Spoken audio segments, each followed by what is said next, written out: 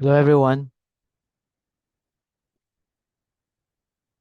Just want to confirm if you can hear me, guys. Naririnig nyo ako. Thumbs up na lang so we can start. No, hindi na natin maintay yung iba. Okay. Ayan. So, I think we could now start. So, let me just share my screen for a while. Um, Ayan. Okay.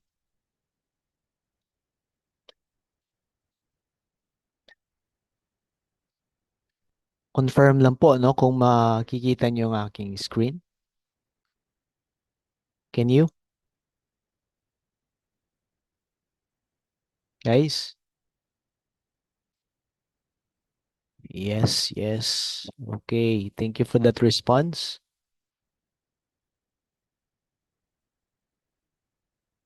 Okay, so again, I would like to welcome everyone, no, for joining our pre-CCNA exam version 1.1 review, no? So again, as what we have discussed last time, um, we will no align our review based on this provided topics, no? Um, Provided by Cisco, no, the topics that will be covered um, in the CCNA certification version 1.1. Okay. So last time, if you still remember, um, we covered no this part of the network fundamentals. Again, network fundamentals is 20%. And so we have covered this one last time. So for today, no, for tonight, we will be covering this part, no, describe characteristics of network topology architecture. So what is this two-tier, no? We'll talk about that one. Three-tiered spine leaf one. So on-premise and cloud, no, infrastructure. And we will also be covering we should also be able to compare, no, the physical interface and the cable types, no, available we have to build the network. Okay. Identify interface and cable issues, no? So what are these terms? So we'll talk about that. So I just skip TCP and UDP IP addressing here. So from 1.5 to 1.10. After that I jump off to describe wireless principles and then explain virtualization fundamentals. So what are these server virtualization, containers, and VRF. And lastly, describe switching concepts. No? So this will be what we are covering tonight. Then the rest we will be covering and focus next Friday uh, for the rest of the topics included here, no, under the network fundamentals, which is of course 20% of the CCNA exam. Okay? So without further ado, so let me share with you my slides. So I just want to ask confirmation if you can see it. Nakikita po ba natin? Pa-thumbs up na lang po. Okay, that's good. And can you hear me loud and clear?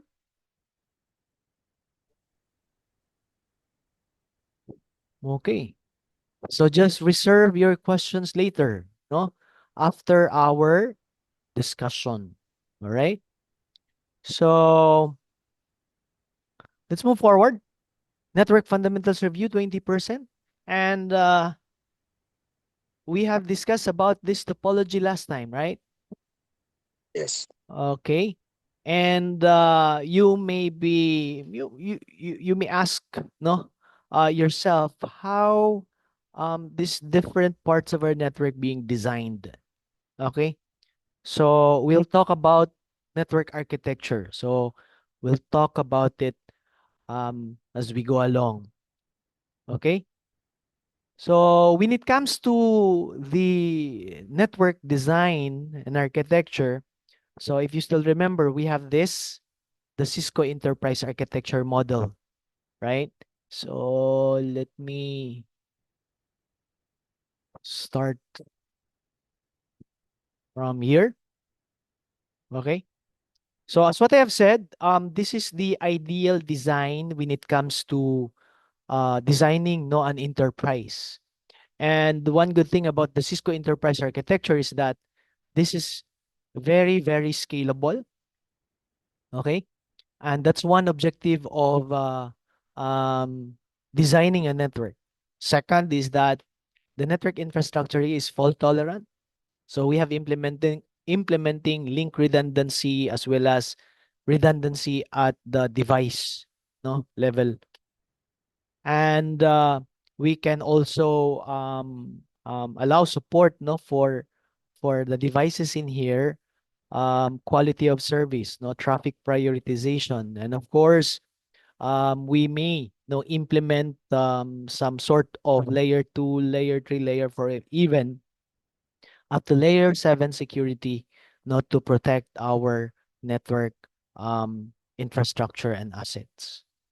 Okay, so um this design was actually based on the following principles, no, of three-tiered design model as well as two-tiered design model. So what's the difference between these two models?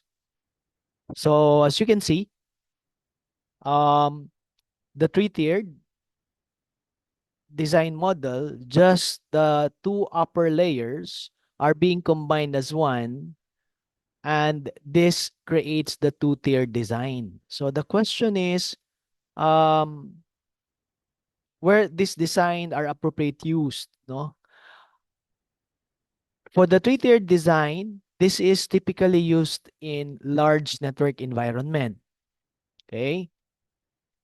And considering an enterprise, if we go back to this topology, actually we have implemented in here this three-tiered design model. Okay, so we have the core switches, we have the distribution switch, and we also have the access switches. Okay, so in this part of the enterprise, we actually have implemented a three-tiered design model. In let us say um an SMB, no? So to cut cost when it comes to investing, no, switches, magbili tayo ng mga switches, no, if we have just a very limited fund, then we can actually go with the two-tier design model in which we're just going to buy two switches that will serve as the core and distribution at the same time. Okay? So in that case, you save money. Okay? However, this is not as scalable as the three-tiered. Okay? So yun yung isang disadvantage ng two-tiered design model. So this is just really good for small, medium-sized networks. Okay? Maybe a branch or maybe a, shall we say, a regional office, for instance. No? So we have fewer number of users that needs to be accommodated. Okay. But for instance, in the HQ or the headquarters or in the main office, perhaps you have a lot of users. No? So users may range to thousands. Okay. So it's really ideal, no, to implement three-tiered design model in that case. Right? So let me ay, saglit lang po ah. All right. Ayan. Okay? So, to some, no, implementation, especially those with very, very tight, no, ang budget nila. Yung iba nga, no, ang ginagawa nila, tinatanggal na lang nila yung isa pang switch. So, ginawa na lang nila yung core distribution, isang switch lang. So, in that case, you remove that network design characteristics, which is fault tolerance, no? So, yun nga, no, wala din tayong magawa doon, especially if you have really a very, very tight budget. Okay? Um, but don't forget, for the core and the distribution, it should be no a minimum of two devices or switches. Okay? So the next question is, what are the features that we will be implementing in these different layers, no, of the three-tiered and two-tiered design model? So for the core, this is actually optimized to support um, routing, no, fast routing. And this is actually the part of our network which has the highest bandwidth possible. Okay? And this again, no, should only support, no, fast routing and switching. So there should be no packet manipulations that should be implemented, no, at the core devices or the core switches. And the distribution, no, switches. So this is actually intended to provide, no, policy-based access controls. And this also the one that aggregates different parts of our network.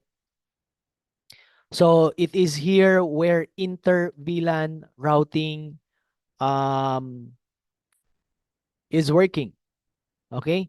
But aside from inter-VLAN routing, VLAN, VLAN configurations and trunk are extended up to the distribution layer if you have implemented um, layer 2 access. No? So meaning guys that your access layer devices are all layer 2 switches. Ibig sabihin, they're only capable of switching. And in that case, so optionally, you can also implement no access control, quality of service, and of course, no routing is there. You have extended the VLAN trunk, no. I think in the next category, part um, of the exam, we will be discussing this part, no. First hop redundancy protocol, no. So this is actually gateway redundancy, meaning how are you going to implement two physical gateway to act as one? Ether channel, which is our way to combine multiple links as one. And to implement link failover, then you have the spanning tree protocol. So these are the possible features that we need to implement, not to optimize our routing environment and our switching environment at the distribution level.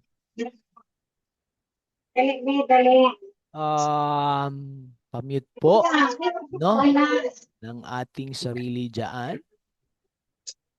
Ayan. I-mute po natin. Ma'am Day, pag ano po, pa-mute na lang, no, dun sa mga papasok na bago. Okay. If we implement layer 3 up to the access layer, this can allow us to eliminate, no, VLAN, no, first hop redundancy, protocol, ether channel, spanning tree protocol at the distribution layer, no? So this will listen, no, yung management natin when it comes to maintaining, no, these different features implemented at the distribution layer. So that's actually the advantage if you implement routing up to the access layer, no. But you know, the typical implementation, no, most implementation, you have a layer to access. Okay. Layer 3 access is a little bit expensive. It's because access layer switch will be it should be no a layer 3 device. No, it should be a layer 3 device. So this is less commonly implemented. But the advantage of this is that um,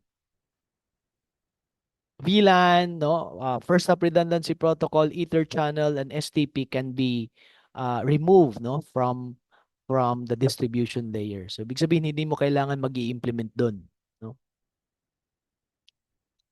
So itong mga to can only be implemented at the access layer. Okay? Yan po, no? So ito po yung ating mga old models of switches that are ideal for the core distribution, no? Maybe 6500, 4500. Okay? While these different models are available for the access layer. So actually, the 3560 going up are layer 3 devices, 2960, and this model is a layer 2 device. Now, with the current model available now in the market, no, so these are actually Catalyst 9000 series, which is running Cisco iOS XE, no, 16. Um, this Catalyst 9200, which is the I think this is the lower model, no, for this um category of switches, 9000 series. So this is actually now a layer 3, no? So this is a layer 3 switch.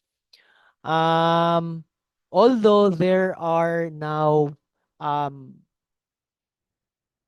new I think there are also Catalyst 1000, so I just do not know if it's still available, no? Um I think it can just operate as a layer 2 switch. Okay? Okay? So itong 9400, this can be used as a core or it can also be a distribution device. Okay? So yan po yung mga model ng switches na pwede no, natin bilhin to serve as the core distribution. And these two, 9200 and 93, are ideally for access layer, no? For the access layer. Okay? So yan po, no? And just remember that a layer to switch, no, is known as a multi-port bridge, no? So we have discussed um, a little bit on this one previously. And one good thing about switch is that every port of it is a collision domain. And also, it can recognize every devices connected to it, no, by its MAC address. So switch have a MAC address table. So um, which stores no the MAC address of every devices connected to it. And this will help the switch to do selective forwarding, right? Okay, so more about this one later. And for a layer to switch, again, this is ideal for the distribution and core layer. Okay. And one good thing about them is that they are capable of routing. But this layer to switch are still no capable of the basic feature of a layer to switch. So actually, layer to switches are capable of switching and routing. Okay. So yan po no yung difference no ng two-tiered and three-tiered design model. And also I expect that at this point you are also now somehow no familiar of what are appropriate model of Cisco devices that you can place as a core, as a distribution layer device, or an access layer device. Okay. So what about spine leaf? No? What is this network architecture is for? Actually, this spine leaf network topology is intended for building your data center side. So, kung balikan natin yung ating topology kanina, yung enterprise architecture natin, ito po yun dito. No? So, in the data center side, which is this part no, of our network, so after the core, so um, for a very scalable no, data center network infrastructure, you need to implement in here what you call a spine leaf no topology. Okay? So ano ba yung spine leaf?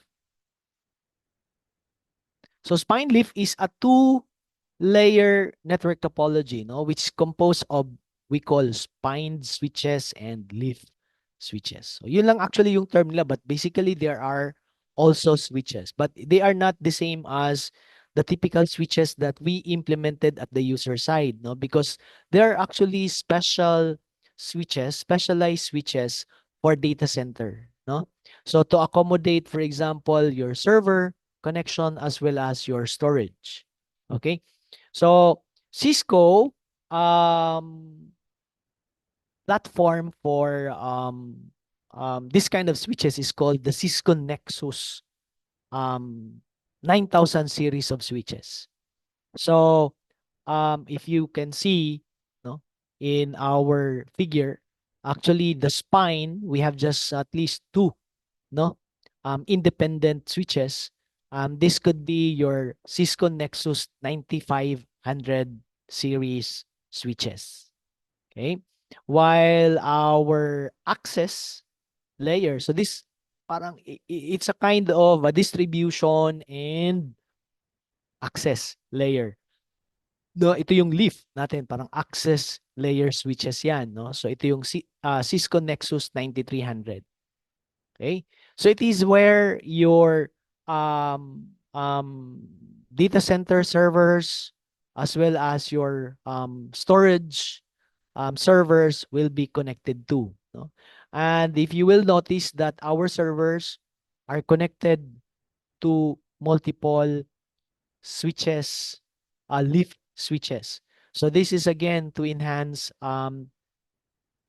reliability in terms of connection. Okay. So in fact, no, these two links are also being bundled, no? So you can implement here some kind of link aggregation also. Okay? And also the leaf switches are connected independently to two spine switches. And notice guys that these two spine switches are not connected with each other. Okay? So that's the difference with the um the three-tiered design or two-tiered design model as compared to spined leaf. No, kasi yung spined switches, they are not connected with each other. So the objective is just that if in case this one fails, then you still have the other. Okay?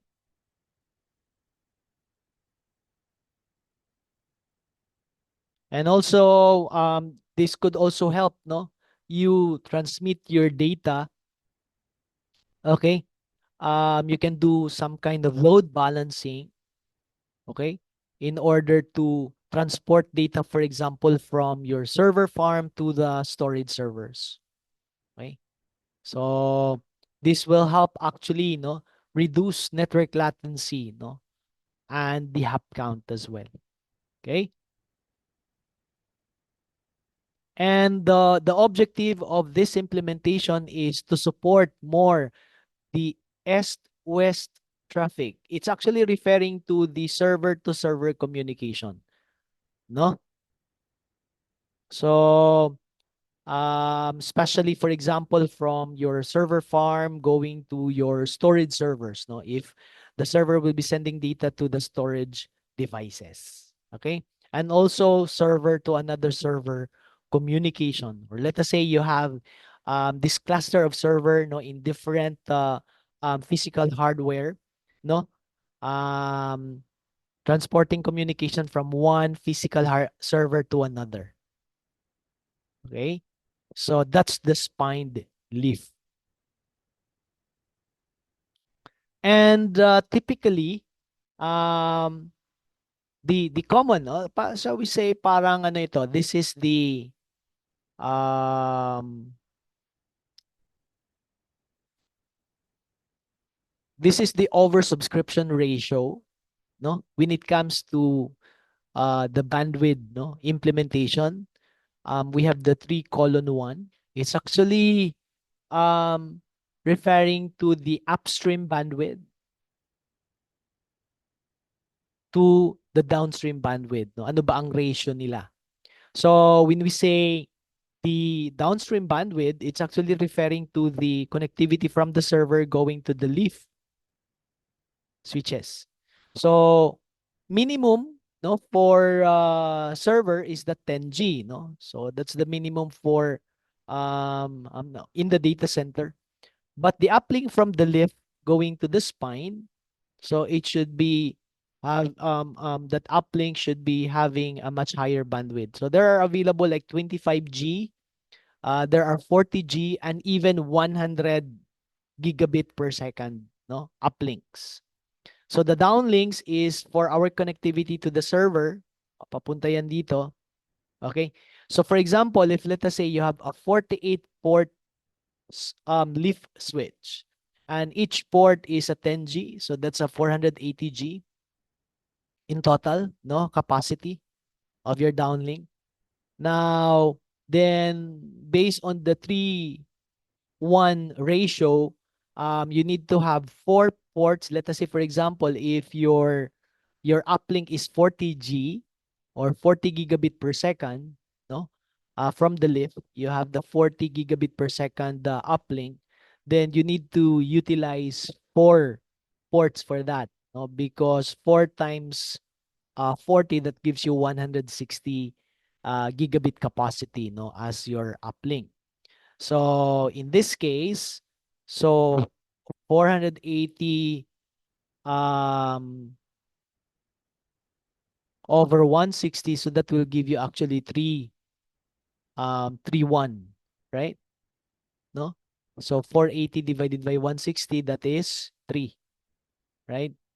So that's how no you are going to design when it comes to providing how many uplinks do you need, no, from the leaf going to the spine. Okay, so that's a typical um um bandwidth the design for our data center implementing the spine leaf topology. Okay. And in Cisco, this is actually used no in the Cisco ACI, no. So the Cisco ACI is actually the Cisco's implementation of software defined networking, so which is actually implemented for managing data center. Okay? So ito yung ating spine switches and ito naman yung ating mga leaf switches. Okay? Now, what about the WAN architecture? So just remember that WAN is just like LAN, no? So the only difference is that WAN is used to support, no, data communication, which um, beyond not the geographical scope of LAN. Because we know that in LAN, especially if you are using a twisted pair cable, so the distance allowable from the switch to the computer using a UTP will only be up to 100 meters. So yun yung limitation. But if let us say you're going to interconnect 2 sites, no, maybe from Davao to Tagum or maybe from Davao to Manila or Cebu, or to other countries. So that cannot be supported by LAN anymore. So we need to use wide area network. technology. And just like LAN, um, wide area network technology comprises the physical and the data link layer as per OSI reference model. So, of course, we have some physical requirements in terms of cable and connections. And we also have the data link layer, which actually defines the protocols, no, that the wide area network can and support. And actually, there's a wide range of layer two protocols that one supports. No? Remember, in the LAN, the encapsulation protocol that it can only that is no being implemented nowadays is just simply Ethernet. But in one, so there are actually a lot of options here. Okay, depending on the the media no that is being used. So that's the infrastructure of one. So at the middle, of course, you have your one devices, and this one device is actually controlled and built no by service providers. So typically ISPs are also, or these internet service providers are also one service providers. So the difference basically is that one is typically to provide a private connection, no, providing us a connectivity from one side to another. Okay, and for one, we have these two available, no, private or public. So pag sinabi nating public, this is basically the internet. In fact, we can interconnect our two sites as long as these two sites are having internet connection. You can actually interconnect them. Okay. But that's a public one. Now, if you want to have a dedicated connection and a guaranteed bandwidth, then you can go with private one. So, yun yung private one natin. Okay? So internet access, yan po yung ating public one, no? So there are also different there are available one technology that can allow us to have internet that allows our internet access. So we have wireless available, and we also have cable no infrastructure that is available. Okay? Now, when it comes to the one topology, we have this point to point.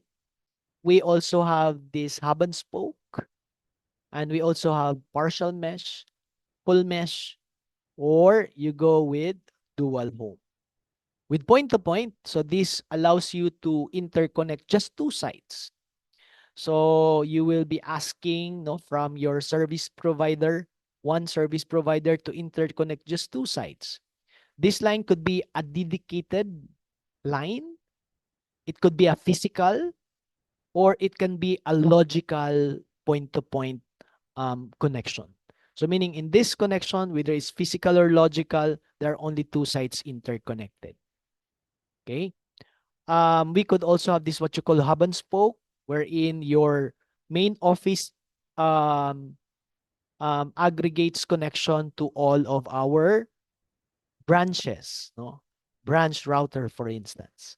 So if you want to allow your branches to be connected to the main site, then you can go with the hub and spoke topology.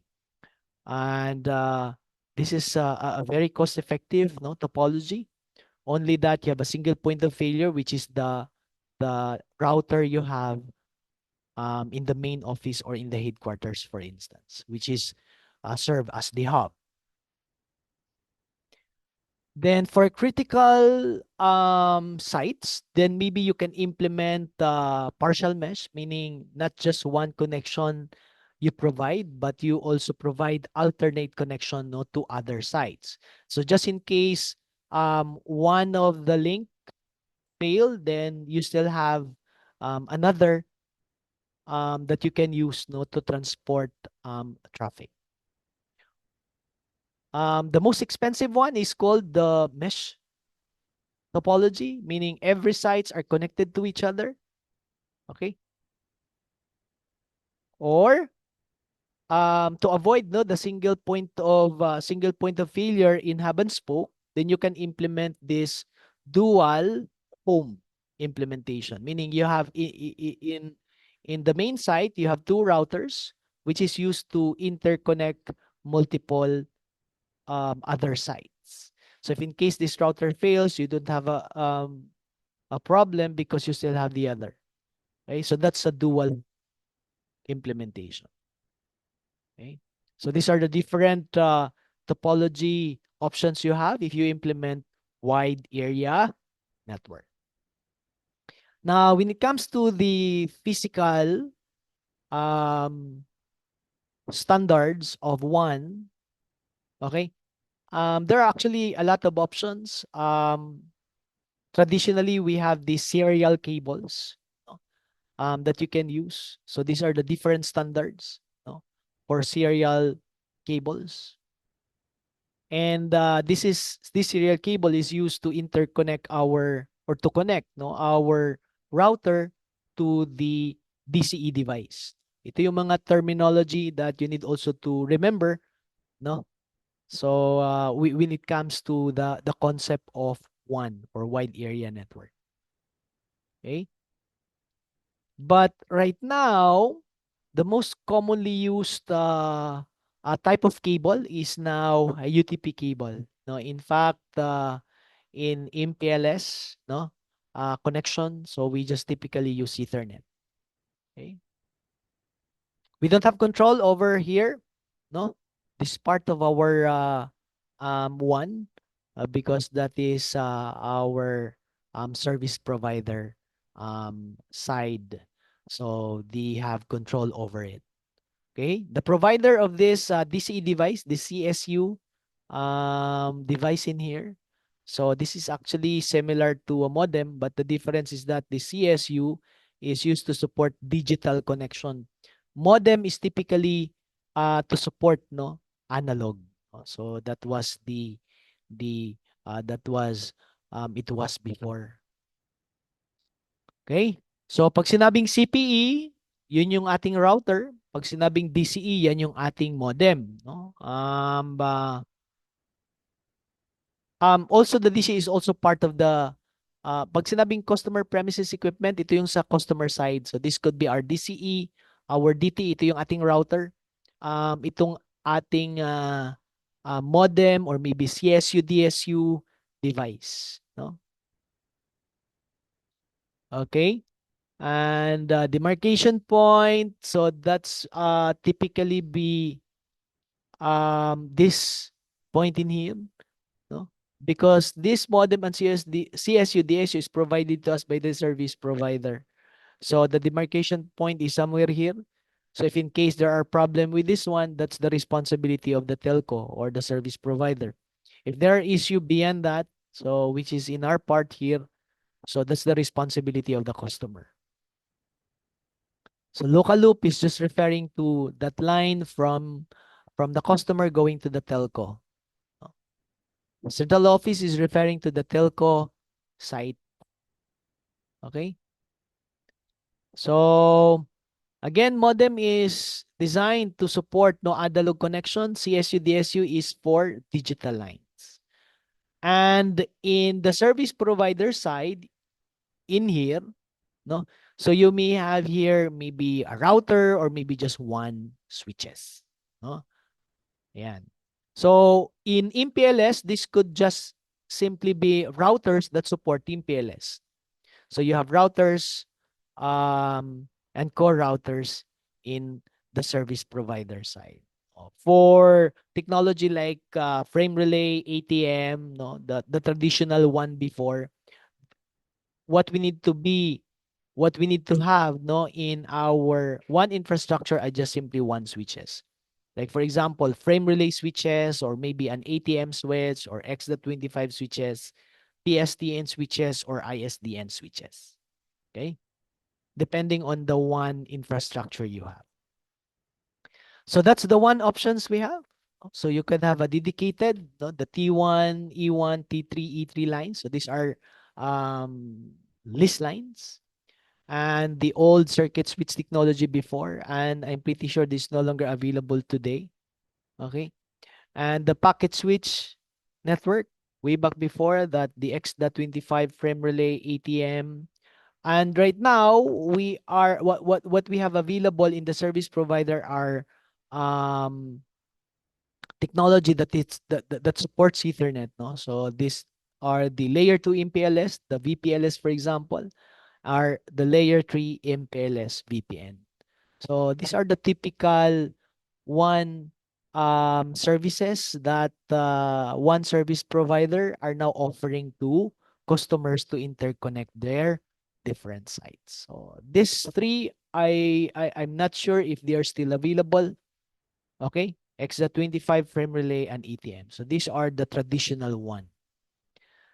And DSL and cable, I do not know if there are still part of the country that's still using it. What we have available right now are for the wireless broadband, we have the 3G, 4G, and right now we have the 5G. And fiber, no? Fiber to the home. So yun na yung mga broadband technology that we have now available for businesses as well as for home users. Okay?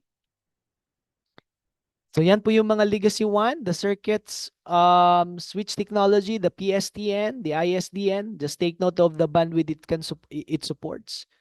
Okay, 56 kbps. So for the ISDN, you can have up to the 2 MB. For the packet switch like X.25, the frame relay, and ETM, among these three, ETM provides the highest bandwidth possible, which is up to 622 MB. And for a dedicated list lines, then you have the E1, T1, E1, T3, E3 lines. So ito naman yung bandwidth that they can provide to us. Okay? If you wish to subscribe more for a dedicated and physical fiber line connection, no, to interconnect our two sides, then you have this SDH, so which is a European standard, which is very quite similar with the Sony technology of US and Japan. So these are also fiber technology, and both can support the DWDM, which is used to optimize, no, the the um to increase, no, the bandwidth for every fiber core, no, we have in this technology. Okay, so with the DWDM, this can allow to use multiple wavelengths of lights, no? So different lights which can carry different bits. So for example, if four lights are being used to transmit 4 bits at the same time, so that will increase the bandwidth 4 times. So yun yung DWDM, dense wavelength division multiplexing. Okay? So this can significantly increase the bandwidth, no, available with our current fiber lines. So a lot of service provider also allow, no, you to rent and lease, no. This is what they call dark fiber. So these are actually fiber lines that is not yet currently in use. Okay. So, but of course, these are more expensive. Okay. And the current packet switch technology, no, available for us are the layer 2 MPLS and layer 3 MPLS, which are less expensive as compared to this dedicated fiber that you can subscribe. Okay. So this can also be our option to allow no interconnectivity between our sites. Okay. So this is the architecture of the DSL. technology. So we have at the end in here the DSLAM, so which will separate the the voice call going to the PSTN and the data part going to the internet. Okay. And for the cable um, technology, we have the CMTS, which is similar to DSLAM, which will separate the the video stream to the provider and our data going to the internet. Okay. And of course, no, the current uh, technology that we are now using and the service provider are offering. So these are fiber to the home, no, for residences and maybe to buildings. You have the fiber to the building and also this fiber to the node technologies. Okay. For the wireless, um, we have our cellular, no, for our data, no? Um, a lot of um, LGUs may be offering municipal Wi-Fi. So we have the 3G, 4G, 5G, no? And for satellite, right now we have VSAT and we also have another option, the Starlink, which is a low orbit satellite. Okay. For the Soho, you can just actually buy, no, those um home routers. So actually, these Soho devices are not just the router, no. It's actually an integrated service router. So this home router are also an access point. It has also a built-in switch in it, and it can also serve as a firewall. Okay.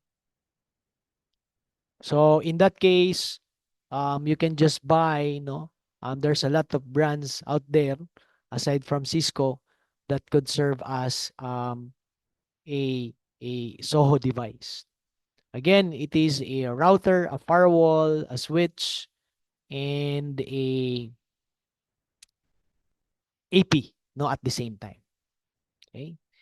For small offices, so maybe you can separate the you need to buy separate devices like you have a dedicated router, you have also a dedicated switch, and you also have another a dedicated device for access, or this what you call access point, no, for wireless connection. Okay. Which can support, no, more users. Okay. So that's for the small office networks. Question so far at this point, guys? May tanong ba tayo diyan?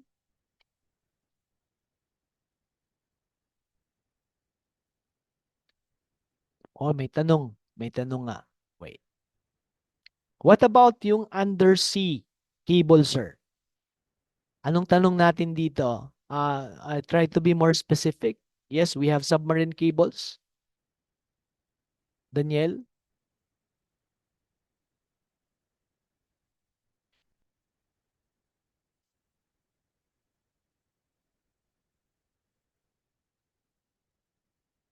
Okay. Um, because pag sinabing submarine cables, pag fiber yan, ibig sabihin one end niyan is maybe a switch, then on the other end is also another switch or maybe a repeater. So that can just be said to be a point-to-point. Pwede natin sabihin yon, no? But actually, that fiber line can be utilized by not just one company. It can be shared among multiple companies.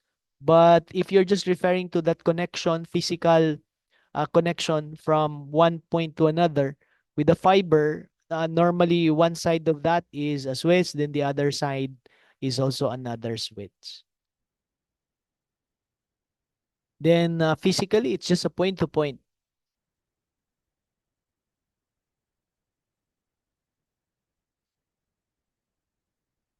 Other questions? So yung sa bahay natin so that's just a SOHO device. Yung mga that is provided to us by the service provider, that router we have, it's actually an integrated service router that have parang it's an all-in-one device. No, it's a router, it is a firewall, it is also a switch and an EP at the same time. Okay. Okay. Then if you need to support more user, then perhaps you need to separate. You need to implement dedicated devices as a router, as a switch, as an AP, or maybe to protect your network. Then you also need to have a separate firewall. No, in that case, no, for small offices. So what's the difference between on-prem um and cloud? Ano bang pagkakaiba nito? Um, well, traditionally, we do implement on-premise IT infrastructure. So we have our we maintain our hardware, no, to build our IT infrastructure, no, as well as our applications, no. So they all exist, no, within our site. In contrast, yung cloud naman, yung IT infrastructure natin, yung hardware and software is available offsite, no? So it's in the cloud service provider. So to name some, we have Azure, AWS, Google Cloud, Oracle, Alibaba, and etc. Okay? So the I do not know if it's considered to be a disadvantage, no? Maintaining no your own IT infrastructure, hardware and software on-prem, so is your own responsibility. You're the one to manage, maintain, and secure it.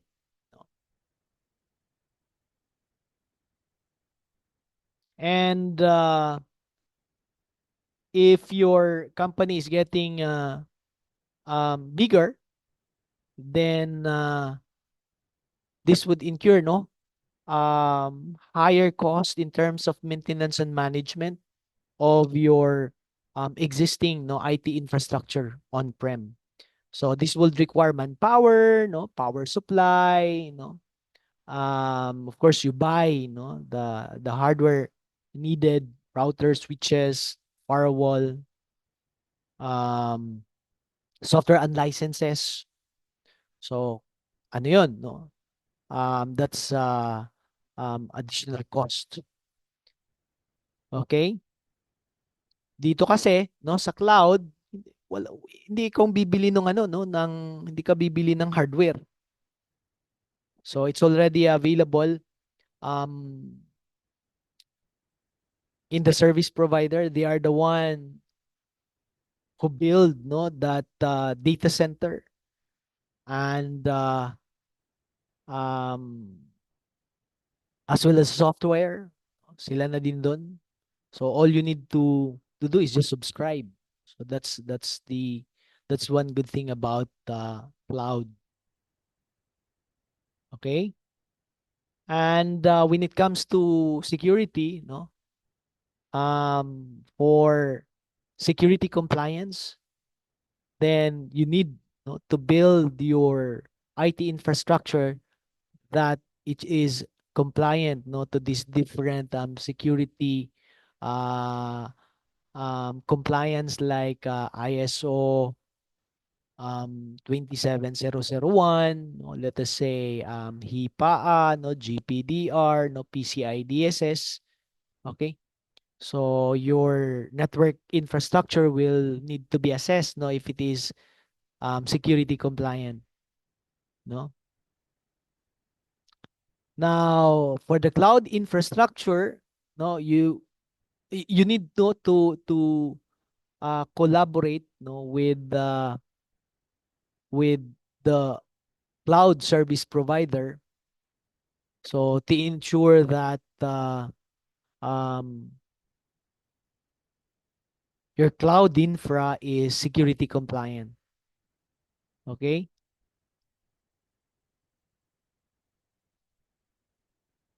And also when it comes to security, no, for a cloud, that's a shared responsibility. No, so there is a a part of the security which is the responsibility of the cloud service provider, and there's also a part which is um, for the customer.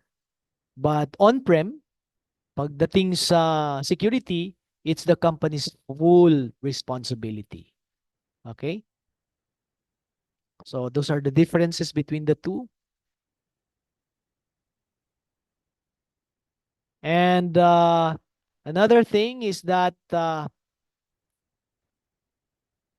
on-prem, maybe ito yung isang advantage na, no? You have full control of your system and data. Okay? But in the cloud, since you do not own the the hardware, no? The storage, where it is being placed, and you do not even know where it is located. So you don't have full control over that. Okay? So if in case, no, uh you don't have any more internet connection, you don't have access to that data, no, or to that system. Okay? Or maybe for certain reason, no, a part of the cloud service provider data center may have failed, and uh, that provides the path, no, for you to access that system and data. Then because of that failure, you will have no more access to that system or data. Okay? So these are the differences, no, between on-prem and cloud, no, IT infrastructure. Is there any question, guys? May tanong ba tayo?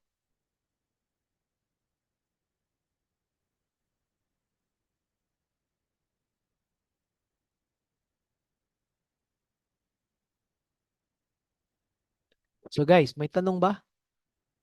Wala. Wala pa rin. So just expect that in the CCNA certification exam, there are just some certain questions, no, in relation to what we are discussing right now. Okay? So next part, no? The physical interface and the cable types. Now, typically, no, in the LAN, so we have available fiber now than the traditional copper. So like the twisted pair. And coaxial is no longer used in the LAN. Okay? And in one, this is available typically in cable, no, systems. Okay? So UTP is used to interconnect users, no, to the network. And fiber is typically used as an uplink, so meaning switch to switch connection. And this is also typically used as the cable types in the data center side. So yung connectors for UTP, that's RG45 or the RG45 socket. And we also have this LC, lucent connector, straight tip connector, and subscriber connector for a fiber. Now, for UTP cable, we have these two types of cable typically used, the straight through and the crossover. Now, traditionally, straight through is used to interconnect, no, strictly for computer to switch, router to switch.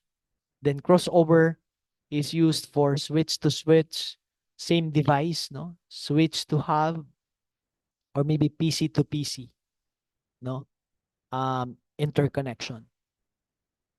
And the disadvantage of UTP is that it is susceptible to EMI and RFI interference. So because the signal use is electrical, no? Electrical signal. The advantage of fiber is that it is immune to EMI and RFI. So this is good. This typically used as a backbone. Okay. And the single mode, Fiber is typically used for long distance transmission, outdoor, no? And multimode is for interconnecting different floors, no, within a multi-story building, right? So, and again, used typically for indoor interconnectivity. And it's immune to MI and RFI. It's because our data is transmitted over um, light signal.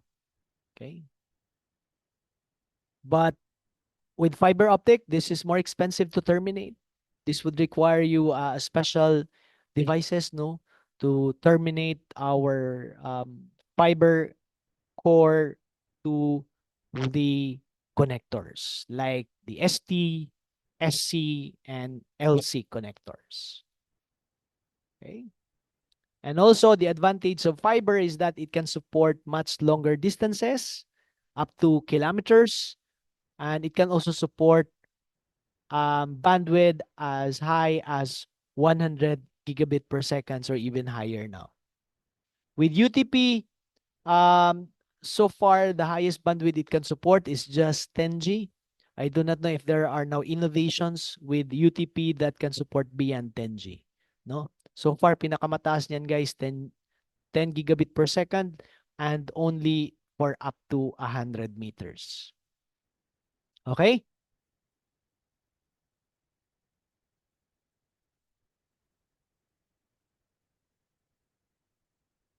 Now, for the physical interface, no, and cable types,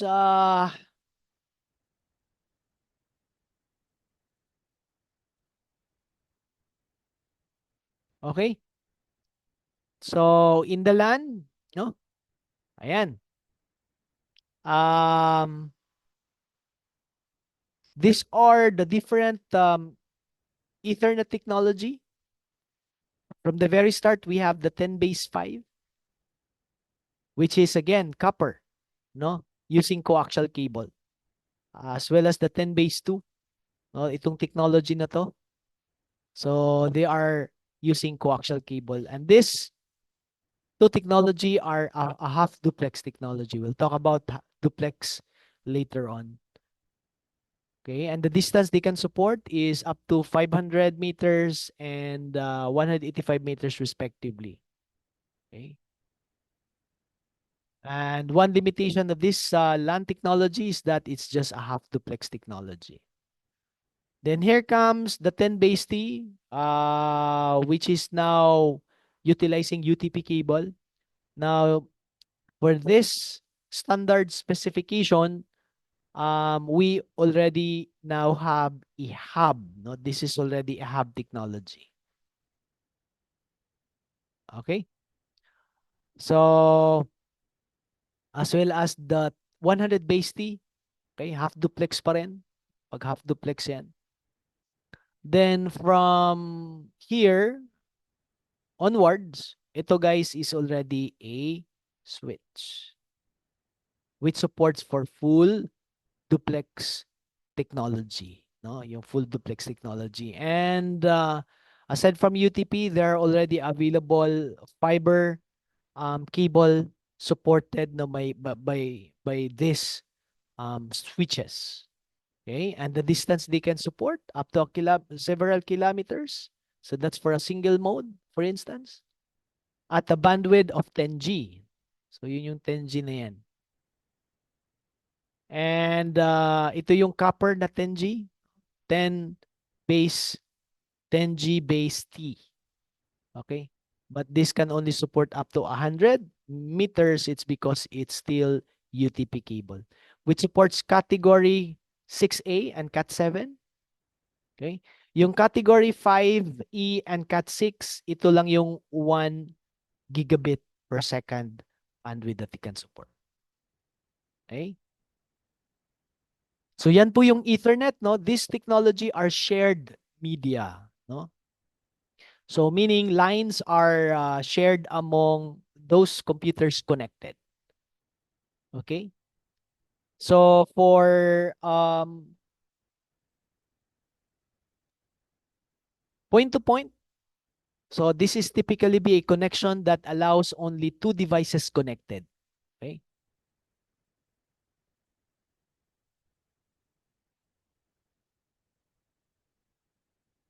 Okay.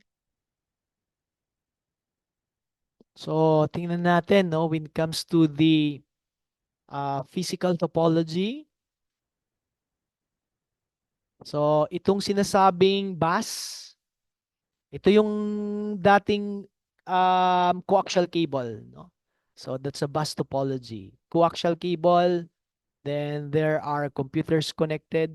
It will just be tapped, no, in that coaxial cable. So that is actually the 10 base 5 and the 10 base 2, no? Ethernet technology. Star, ito na yung hub and switch. Ito na yung time that hub and switch are being used. Okay? This one is also utilizing switch, no, yung hierarchical design model natin, no, yung three-tiered, two-tiered design model. And point-to-point, no, can also be utilized, no, to interconnect two switches. No, if you are going to, let us say, guys, extend, no, your network to another switch or another hub. So the logical point-to-point is typically implemented in one, no? And multi-axis method, ito yung ano guys, itong technology na to is the hub, no? That supports half duplex, and the algorithm behind half duplex is CSMA CD. So meaning guys, computer, no, are sharing the same line, no, in order to successfully transmit data. It's a first come first serve basis. So computers are um, actually utilizing this algorithm in order to transmit data. Okay. So the network interface card, no, of computer um, will listen, check the cable if there are electrical pulses received. So it means that somebody is transmitting. If there's none, so if the cable is idle, that would be the time that the computer can start transmitting data. Okay? Now, while transmitting the data, computer or the network interface card goes back to listening mode to check if the data that was transmitted or the signal collides with another. Because if it collides with another, um, computer will send a jamming signal, meaning it will send more signal in order to increase, no, the intensity of collision. So that everyone in the network will hear that there is a collision. Okay, then everybody goes back off, no? Meaning they stop transmitting. And the back off time, they're going to calculate randomly a back off time. So this is the time that they wait before attempting to transmit again. So ganun po yung algorithm na CSMA CD. In wireless environment, so instead of CSMA CD, it utilizes the CSMA CA, so which is collision avoidance instead. Okay? But with switches, so this is the advantage of the switch because it can now support full duplex.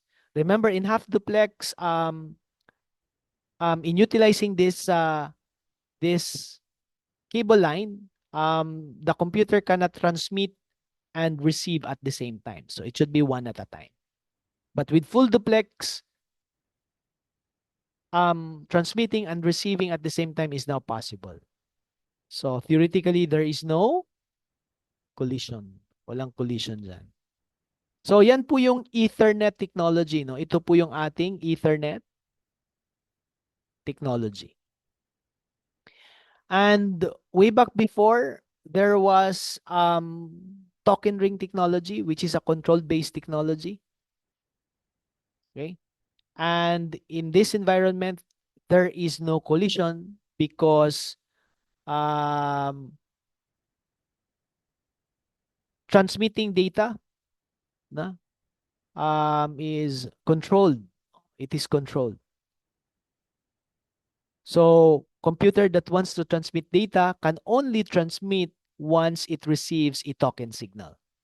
And the token signal is controlled no in this environment. Okay.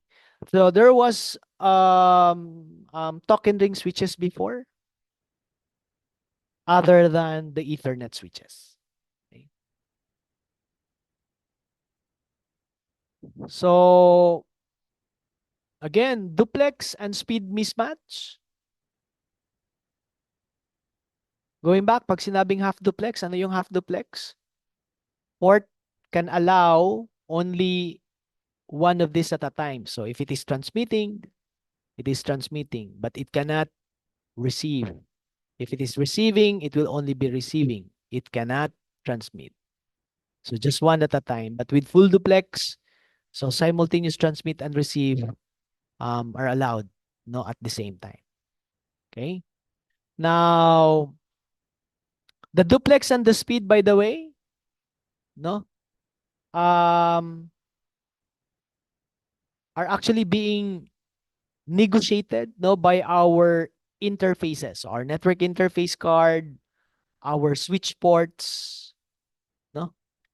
So example, that's our computer connected to the NIC here. So by default, it is already set in auto negotiate. Same with our switch port. So meaning the computer NIC and the switch port will communicate to each other, and then they are going to agree on what would be the duplex and what would be the speed that they were going to utilize. So if they are capable of full, then they will select full. If not, then they goes to half duplex. Okay? With regards to the speed, that depends on the port speed, the maximum it can support. So for example, if the switch port is capable of 1 gig, then it can support 1,000. It can goes down to 100 or even 10. If for example, the NIC is capable of just a maximum of 100 MB, then it can move down to 10. So if this is a fast Ethernet NIC and then the switch is a 1 gigabit, then um, the output bandwidth will be 100 MB, no? So meaning the switch side will move down to 100 Mbps because the other side is only capable up to 100. Okay? And if both is capable of full duplex, then both sides will be in full duplex. So again, duplex and speed are auto negotiated. So most switches and network interface card right now are already sold into auto negotiate. So remember guys that there will be no connection between the device if their duplex or their speed or both mismatch. It will not work. So don't forget that.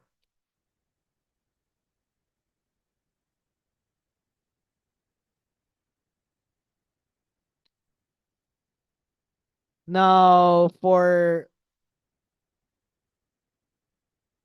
errors, no? This will be experienced once we have, for example, defective interfaces, or shall we say, interfaces are operating in half duplex, and if in case there is collisions, no? So with the show interface command, makikita natin dito guys that just be um, check no on these numbers. Itong run frames, this number of giant frames. So these run frames are actually referring to the number of frames that is received in which the size of the frame is less than the minimum size. So the minimum size of the frame, Ethernet frame, is, remember, it is 64 bytes. If the frame is less than that, it's called the run. If the maximum size of the frame is also 1518, if the interface receives a frame above that, it's called the giant frame.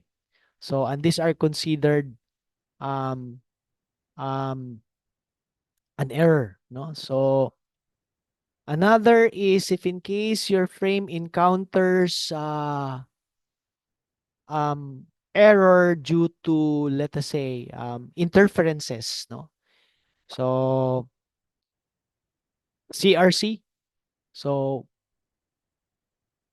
if in case, for example, the CRC calculated, no, by the receiver, it is different from the CRC associated with the frame, then that frame will automatically be discarded, no?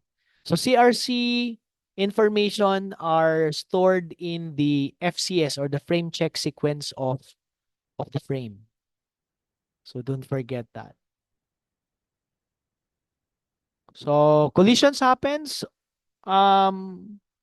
typically on ports where its setting is in half duplex. So where transmit and receive signal collides, no? So we have also this term late collision. So this late collision is that collision occurs after the 512 bits of the frame transmitted. So we call that as a late collision. And this could be due to duplex misconfiguration. So for example, one side is in full, then the other side is in half. So collision could potentially happen. Or it can also be due to excessive cable length, meaning you are beyond the limit of, let us say, if you're utilizing a UTP cable and your cable goes beyond 100, so this could potentially cause late collisions. Okay? Questions? May tanong tayo, guys? Wala ba? Everyone, baka may mga tanong dyan. So just take note of those um, concepts, no, and principles. So maybe there are certain questions in the exam that may comes out, no? So moving forward, let's go to the concept of wireless principles. So what about this non-overlapping channel? So there could be questions in relation to this one. Okay. So remember, in wireless LAN, we have two commonly used frequency band. So that's the 2.4 and the 5 gigahertz. Okay. For the 2.4, we have actually 11 Wi-Fi channels. In 5, that's we have 45. But the question is, we cannot utilize all of these channels. So we need to select and utilize only those channels that does not overlap. Okay? So for example, for the 2.4, we have the channel 1, 6, and 11. So these are the three non-overlapping channels.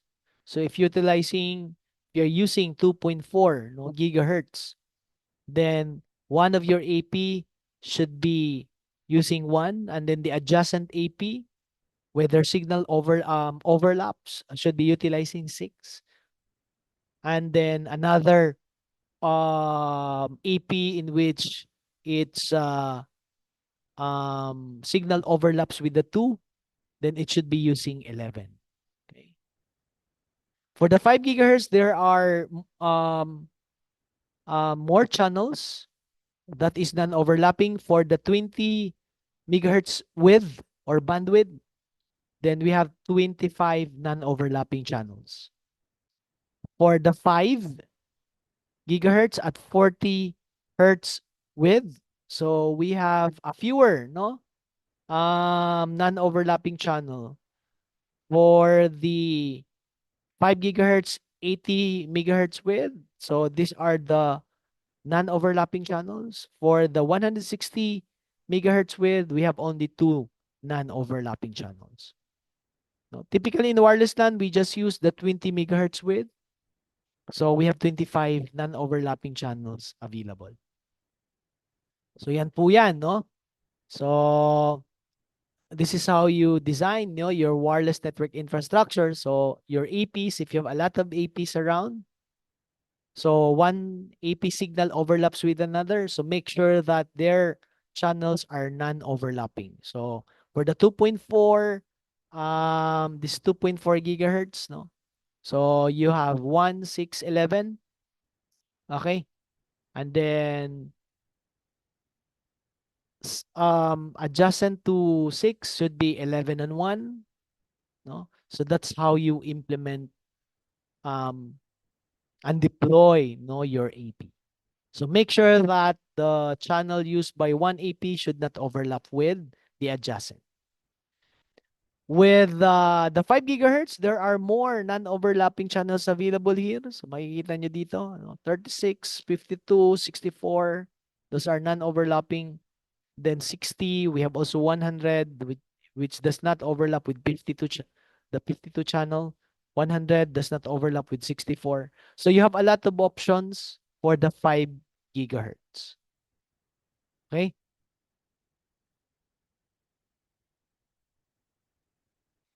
SSID, what is this concept of SSID? SSID serves as a unique name of your Wi-Fi network. So if you have if your AP allows you to or can allow you to implement multiple SSID, meaning um in that case you're able to create multiple Wi-Fi network. Maybe you have a separate SSID for guests, you have a separate SSID for certain groups of employees, and here comes another group of employees with a different SSID. Okay? And in fact, in some complex implementation, SSID is also associated with this VLAN, no? So different SSID is a different VLAN.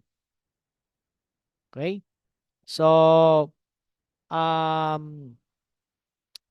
with access point, no, in in infrastructure mode, so we have this term BSS, or basic service set, if you have only a single AP. If you implement multiple AP, and if you want to broadcast, same SSID among this AP, then you're implementing extended service set. So in this case, you have two or more AP which is broadcasting the same SSID. Okay? To learn about the SSID, and in order to connect, for a client to connect to the AP, so there are two ways, to discover SSID, or rather to connect, to your AP. Client can be in passive mode, meaning it can learn about the different, wireless network by receiving broadcasts, from the AP itself, So the AP is broadcasting this what you call beacon frame, which contains the SSID information. And this is the typical uh, setup, and the default, setup in most clients. Passive mode. Client can also be set in active mode, meaning you are going to specify, you're going to manually set, the SSID. And that client will be broadcasting a probe request, and the AP receives it, and the AP will respond with probe response frame. So in this case, client is in active mode. Okay. So these are actually two ways, to allow clients not to connect to an AP.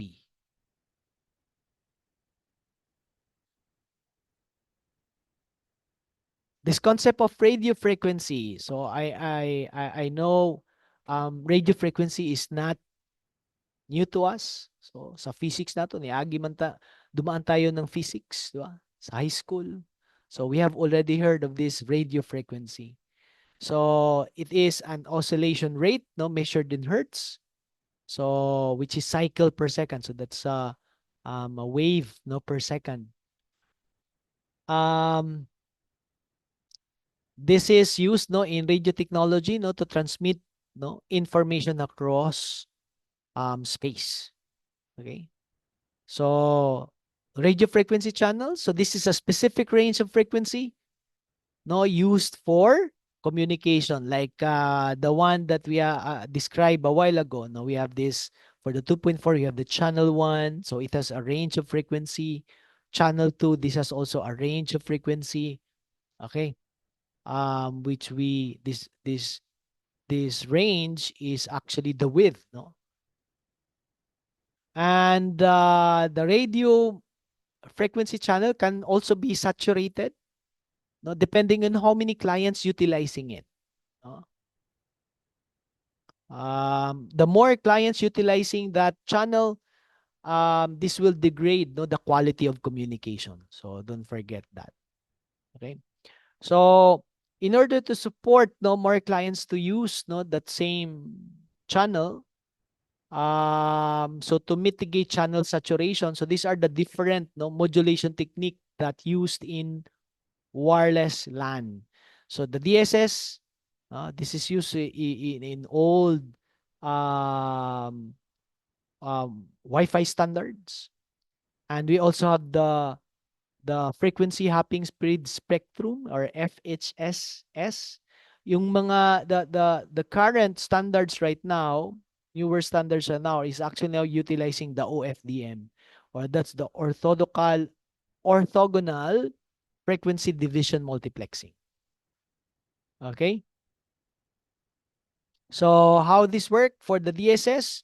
So data is divided, and these different chunks of data is being transmitted simultaneously on using different frequencies. So that's how DSS work. For the first hop, frequency hopping spread spectrum, okay? So this requires actually the sender and the receiver. It's referring to the computer, for example, and the AP to be synchronized, no, so that they can jump, no, from one channel to another. That's why it's called frequency hopping, no, ang tawag sa kanya. Okay? And OFDM is a channel is divided into sub-channels, and these different sub-channel are being utilized. Okay? So this can allow to support more user in that case, no? So yan po yung mga ito yung ano natin, no, mga different channels, no, for the 2.4, and we have for the 5. So these are some few channels seen here. Okay? For the wireless encryption, so this is to secure, no, communication between the client and the AP. So we typically Wi-Fi technology normally support encryption. So what are these different encryption algorithms supported? So we have the web. So this is the old encryption algorithm, but the key is static. So this is really quite vulnerable. The advantage of WPA version 1, 2, and 3, this supports dynamic keys, meaning key changes, for example, every hour, or depending on the period that is defined. So the key is not fixed. So it changes every now and then. And with the WPA version 1, it only supports TKIP. With version 2, this supports TKIP algorithm and EAS. EAS is a strong encryption algorithm that is commonly is what is recommended no nowadays. And with the WPA3, this supports again EES as well as this PMF, no, protected management frame. Okay, which is a next generation Wi-Fi, no, security, no, that supports PMF. Okay? So tandaan po natin no yung mga encryption algorithms na yan. So you have the TKIP, ES algorithm that is again the recommended one is AES. Question about wireless. Guys, may tanong ba tayo? Parang ang ano natin no, ang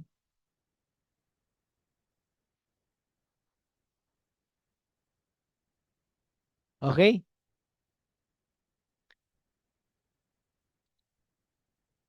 Wala. Okay.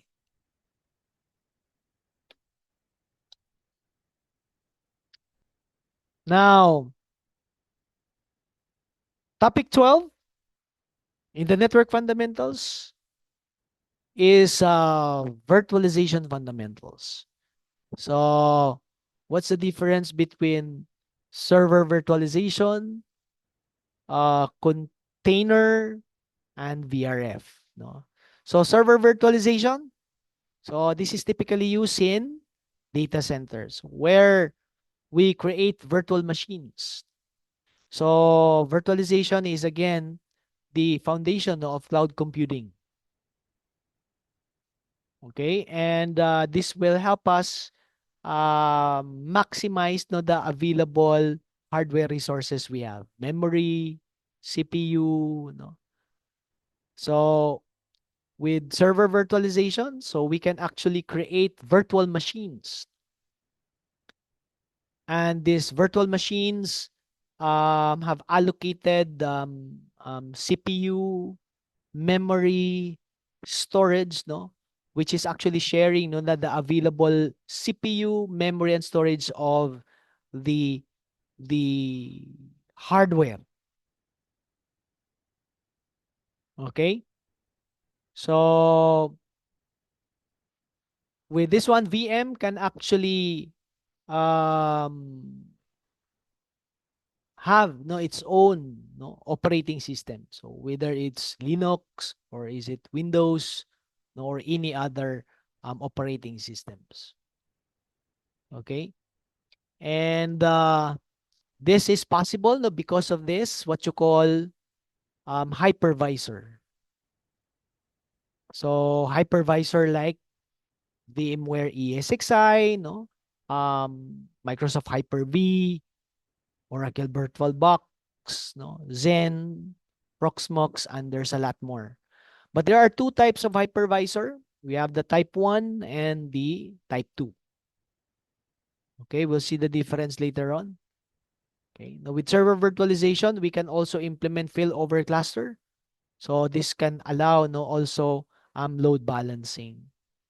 Okay, so you can have multiple VMs, no? And these multiple VMs are actually part of this cluster no, of servers. Okay. And of course, associated with the VMs, they have virtual network adapters, which is of course connected no to the physical no network interface card of the physical server. Okay. So advantages of virtualization, so reduce overall cost. Okay. So instead of buying a lot of physical devices, so you're just going to buy a powerful hardware, and then the resources, the CPU, memory, storage are just shared no, among these different servers in a virtual environment. And this can also allow you to conserve no energy and space. Okay, so this is also useful no for for prototyping, no, fast server provisioning, and also increase server uptime and improve disaster recovery, because we know we can back up virtual machines and we can easily um, um, recover if in case the one that is running is failing. So instead of buying multiple physical servers to host different services or roles, so you can just buy instead two physical server. In this case, let us say this is server 1 and we have server 2, and we have 4 VMs created. One VM that will serve as the web server, another VM will serve as the email, then another is the database, another is the file server. But all of these are hosted in one physical server. So you can create VMs through the hypervisor. Okay? And there are two types of hypervisor. This one is typically used in lab environment, in school. But in data center, we typically implement the type 1, no, the type 1 hypervisor, which is a bare metal approach. In which, in this case, the hypervisor is have um, direct control and can directly manage the hardware. No, unlike in the type 2, the hypervisor is just an application running on top of the existing host operating system. Okay? So hypervisor here, type 2 hypervisor don't have direct access to the hardware. No, you cannot directly manage the hardware. So that's the difference between these two. And so this one is less efficient, no, than the type 1 hypervisor. So that's the difference between the two. So example of type 2 hypervisor are Oracle VirtualBox, VMware, Workstation. So we know that these applications are being installed on top of our existing operating systems. Unlike here, hypervisor are directly installed on top of the existing hardware like VMware ESXi, Xen, KVM, Proxmox, Hyper-V, Oracle VirtualBox Server, and so on. Okay? So that's server virtualization. What about container? So maybe there are certain questions about container. Right? So this is again a virtualization technology, but this is used for uh, virtualizing applications. So meaning, like for example, I want to create multiple, let us say multiple web servers, no, on one host operating system. Okay. So one web server is for one application, another web server is for another web application. That's possible with container. Okay. So with container, so this runs in user mode, no, in one OS. So we know that applications normally are associated with a service account. So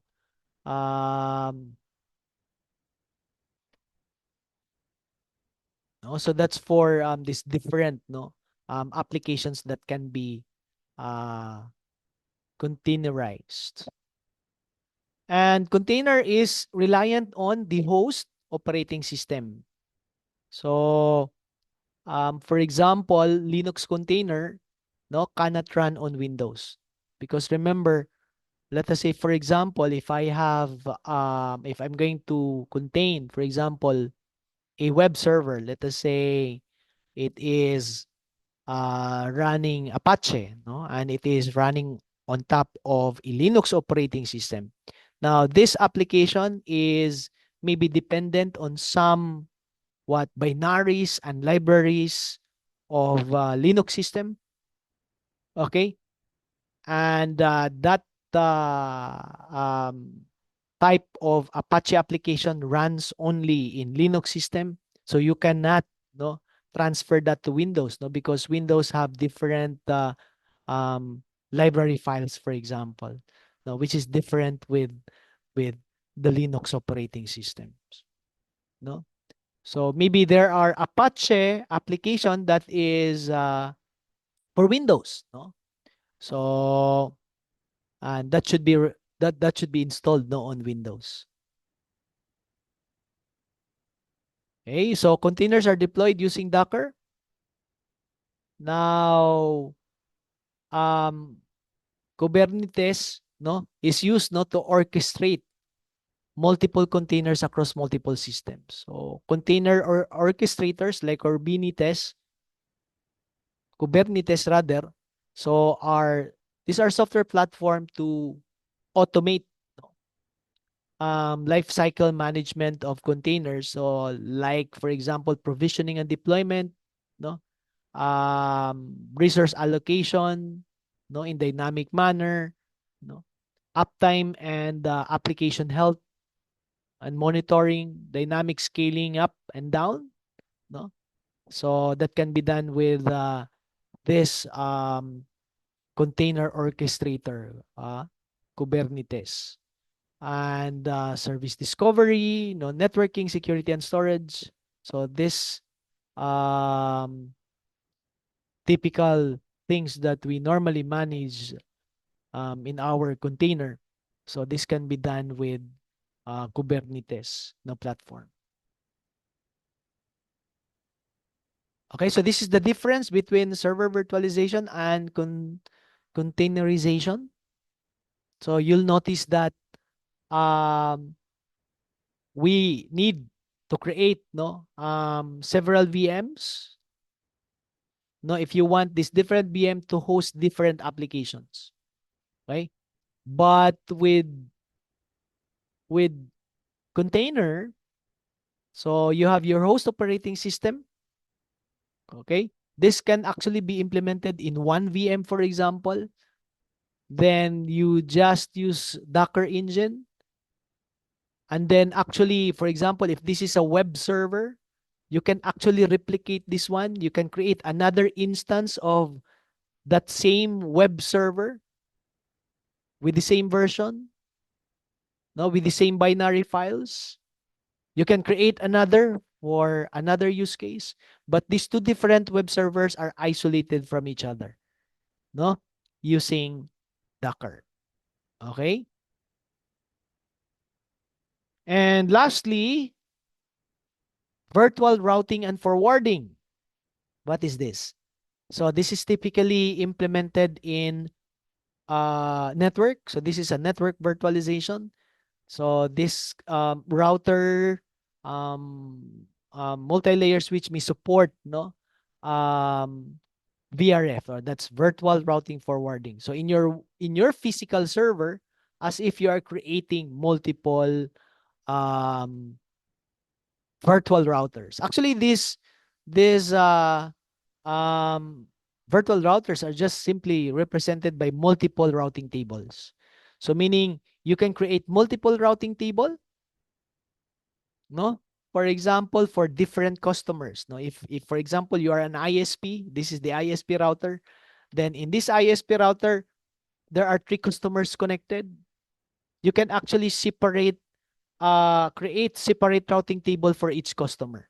So this is used to isolate one customer from the other. Okay? So that's one way of isolating communication from one customer to another. But you still have that what you call global routing table. So that global routing table is the first routing table that we typically have. So um, to create more routing table, then that's this technology, virtual routing and forwarding. Okay? So again, in this case, so for example, this one is connected to customer A. This one is connected to customer B. and this one is connected to customer C. Okay? They are connected to same router, but they are actually isolated from each other. Okay? So that's VRF, guys. Now, VRF is one key technology used in MPLS, no, in layer 3 MPLS um, technology. Okay? Question about virtualization fundamentals.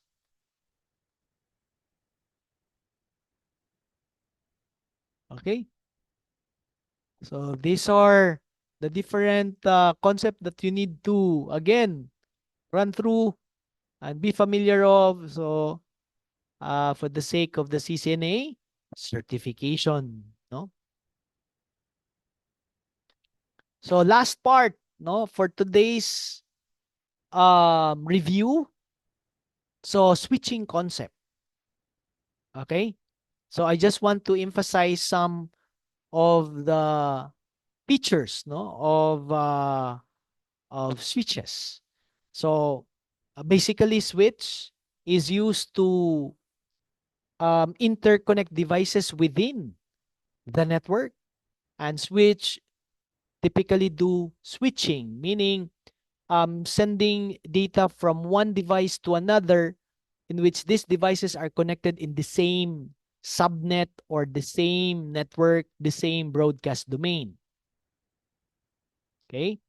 Now, one good thing about switches is that, again, they are a layer to device. Why? Because they can um, see information in the frame header. And one important information that they can check on is the MAC address, no?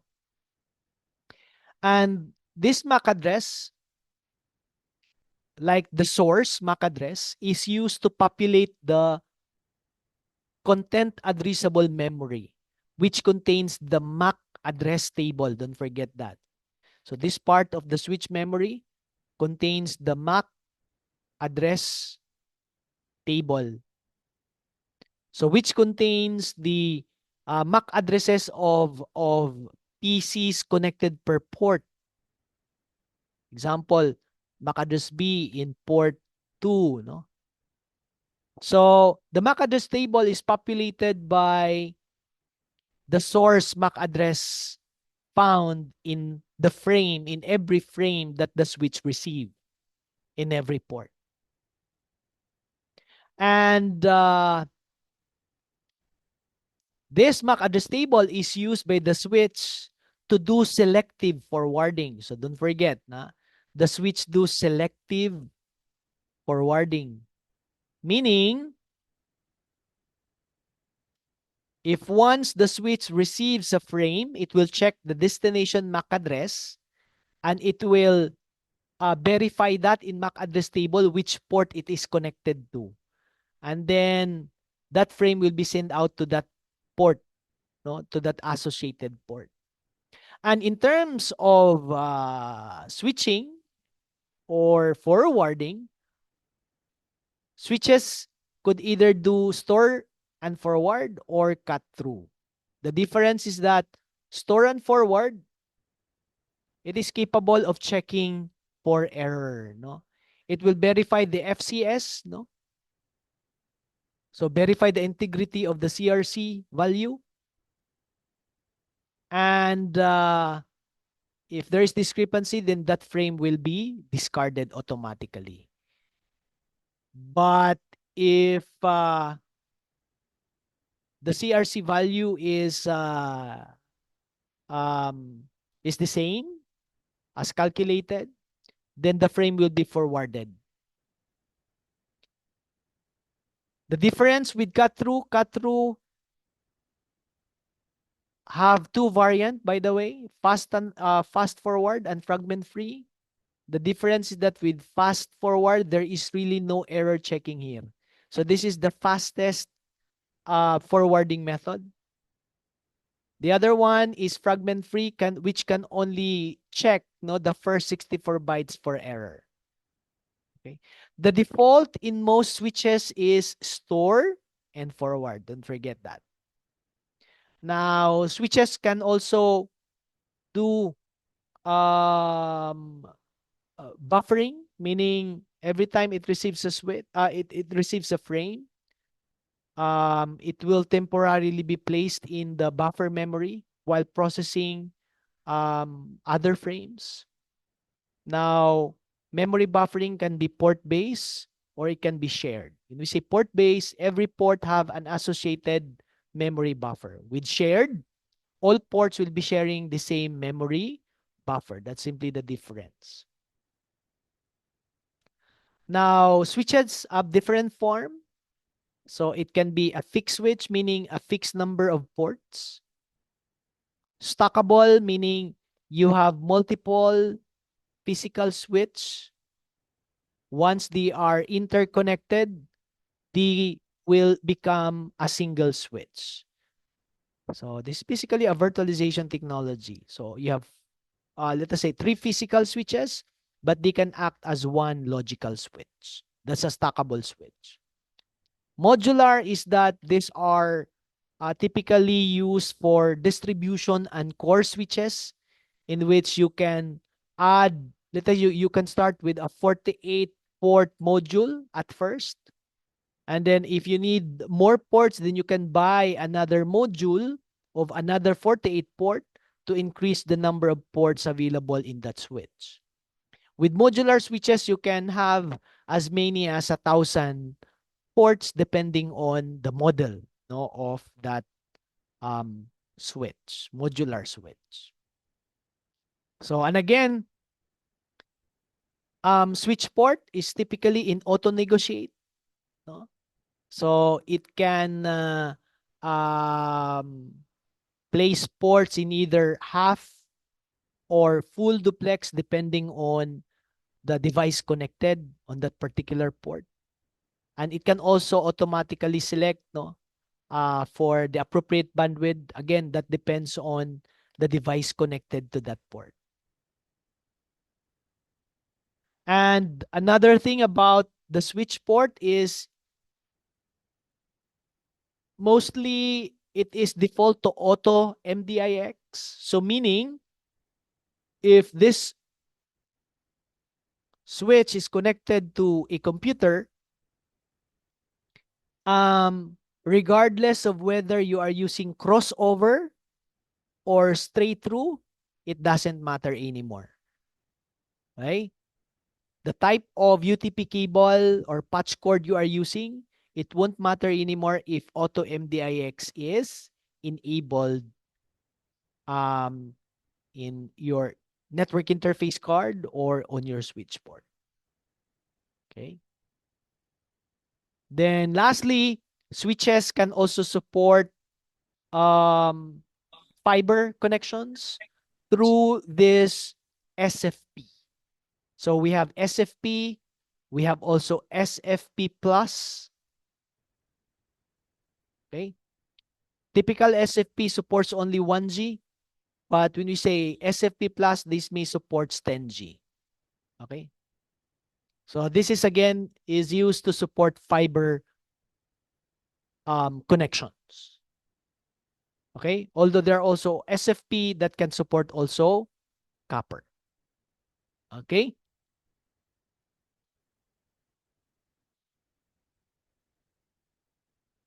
And in switching, we have this what you call layer to switch and a layer to switch. The difference is that layer 3 switches supports now routing. Okay. Traditional switches are just layer 2, meaning they can only support switching. Okay. So there are some examples of model of Cisco switch way back before, the SG series, replaced by the Cisco CBS now.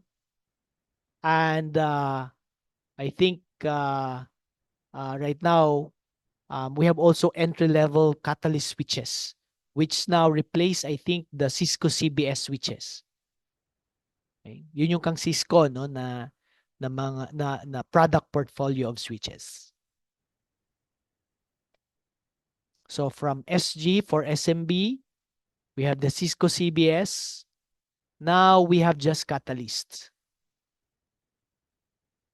Okay. So we have layer 2 and layer 3 of these switches. So again, the difference, layer 2 switches supports routing. So they can support inter-VLAN routing. All right. So more about VLAN when we discussed topics in relation to this part, no, of this review and no network access. So malapit na po tayo. Actually, the what we have covered today is this part. We're done with this one. Of course, done with this. Ito, okay na din tayo niyan. Tapos na tayo niyan. Na-review na natin yan. Ano pa? 1.4. I just skip 1.5, 1.67 because I have a separate key topics for this one. Para continuous yung discussion ko up to 10. So ito lang yung hindi pa natin no na discuss, no. Yung 1.5 up to 1.10. So ang na-discuss na natin, so ito 'yon, no, 1.2, 1.3, 1.11, 12 and 13. Okay?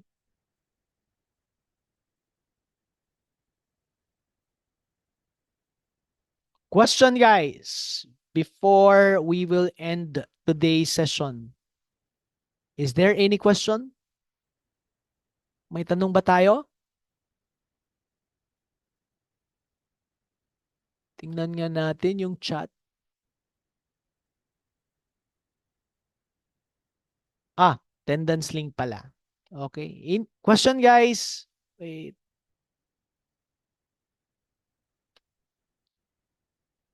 Packet tracer, dito na po yan sa ano? Dito po yan sa network access na part. Okay? So next meeting, next review natin is about, we will focus on applications, OSI model, TCP IP, and IP addressing, subnetting, VLSM, subnetting also in IPv6, no? Ayan. So, yun yung makukover natin next meeting. Question? After na to, no, kung meron kayong ano, if you're planning to take CCNA certification exam, then you're free to take, no, once matapos natin yung review. Okay? Okay. Sigurado wala nang tanong?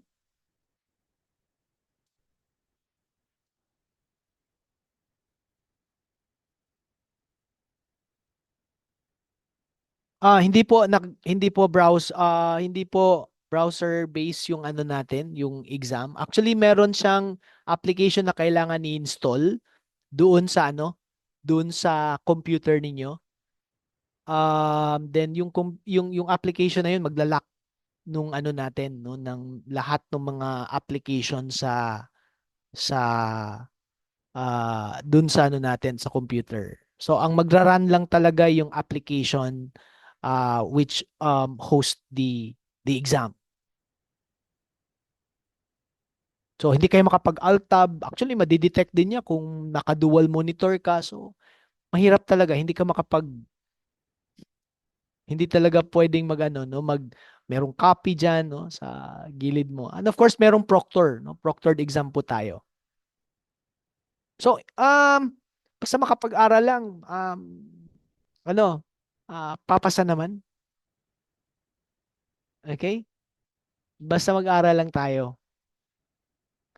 2.5 hours po yung ating exam. So, matagal po talaga. No?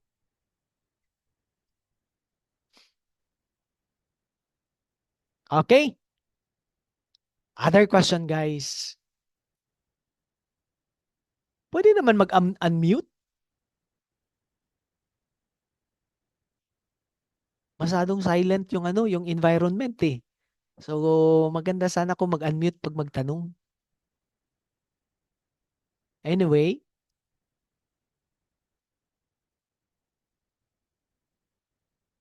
yun lang mas gusto ko. No? But still, if you have some question, ano na lang, chat. But if you, mas maganda kung mag-unmute kayo.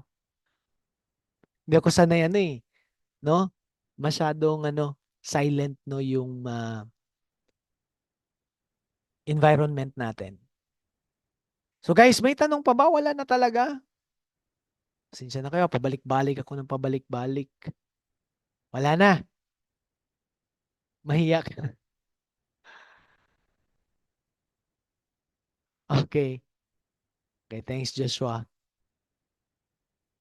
Yung iba, wala na talaga. Okay, so guys, so tuk lang tayo dito, no, review ito, no. So kung gusto niyo mag-take ng certification exam, after you can ano, you can you can take. Okay?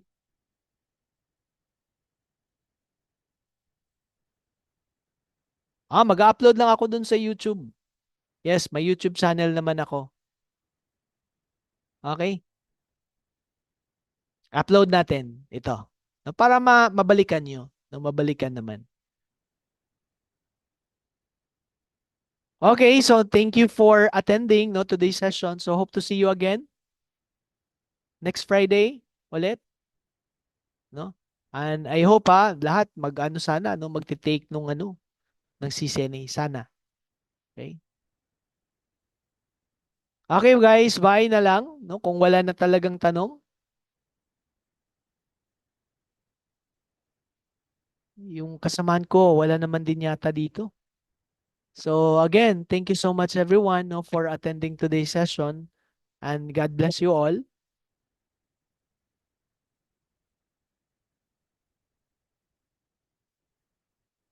Bye-bye.